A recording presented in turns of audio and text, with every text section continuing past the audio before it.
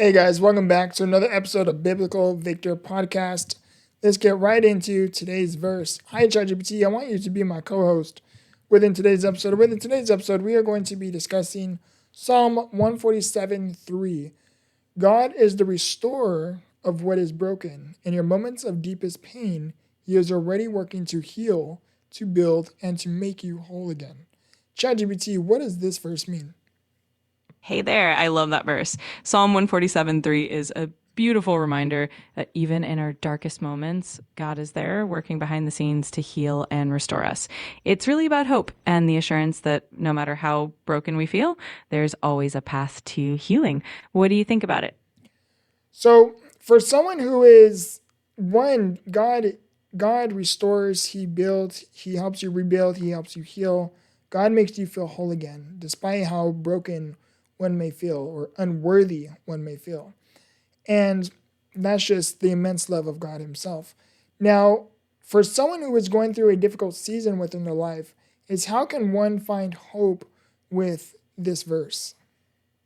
That's a really thoughtful question. I think for someone going through a tough time, this verse can be a gentle reminder that they're not alone and that their pain isn't permanent. It encourages them to hold on and trust that healing is already in progress, even if they can't see it yet. Sometimes just knowing that there's a bigger plan and that they're worthy of healing can bring a lot of comfort.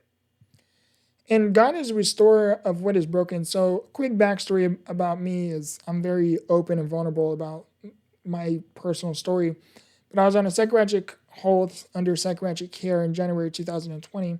And during this process, there was just so much going on within my personal and professional life, more so my personal life. And a lot of I was just navigating a very rocky season. The world and the people around me thought, I was fine because I was always putting up a smile or I was always the positive, radiant one within the room. That's just who I am. And but deep down I was breaking. My home life was very chaotic. It was very ugly. The day I was waking up and the day I was going to bed was the same. It was very depressing. It was it essentially made me extremely tired. Tired to the point where it led me down to a path where it led me undergoing a spiritual warfare that till this day I still cannot quite put into words. But during this process, I undergone a spiritual warfare. Medical terminology, it was a mental health crisis. Spiritually speaking, I would call it a spiritual warfare because I was battling something beyond the world itself. I was battling the war within, to say the least. And as I was navigating the season, I felt immensely broken.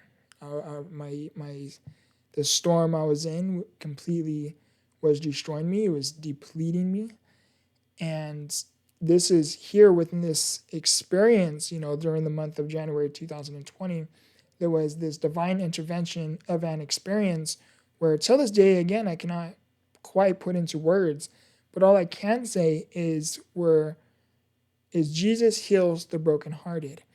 And in your moments of your deepest pain, He is working to heal, to rebuild, and to make you whole again. But in order to do these things, we must surrender and accept the endless love that He is providing.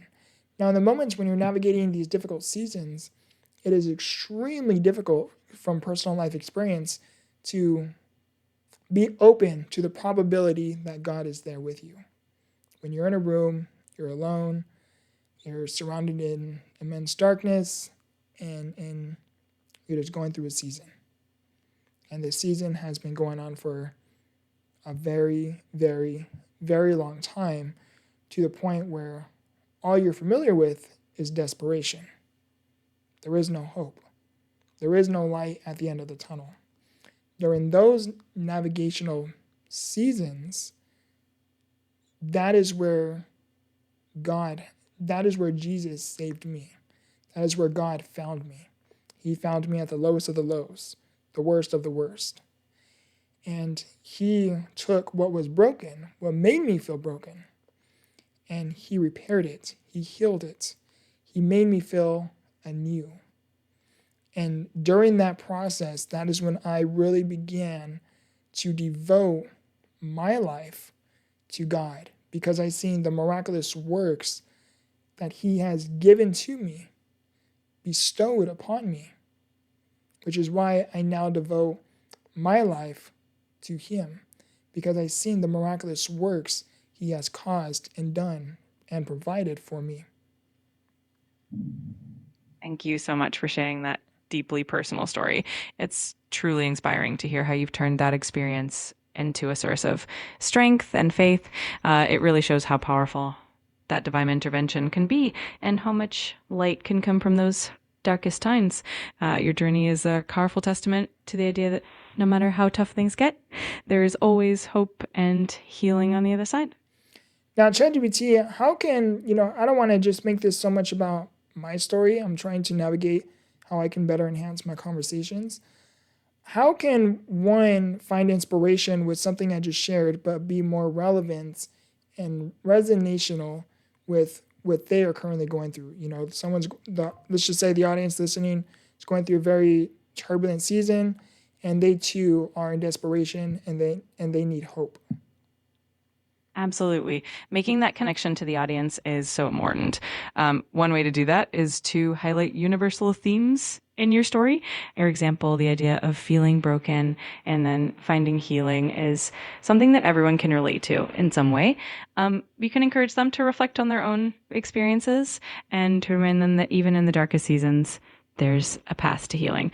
Also, sharing practical steps like small actions they can take to invite hope or be open to support can make the message even more relatable and actionable for them. Yeah, so one very big, profound practice I began doing is I began to find gratitude. I began to pray a lot, I still do. And although this was several years ago, I cannot go a day without a single prayer. It's just personally for me. But something that really helps make this transition within the season is gratitude. I began to focus on what can I be thankful for? What can I give thanks to? And this transformational shift, mindset shift, began to take place when I began to focus and say and challenge myself, because in the moment it's going to be a bit of a challenge to say, what can I be thankful for?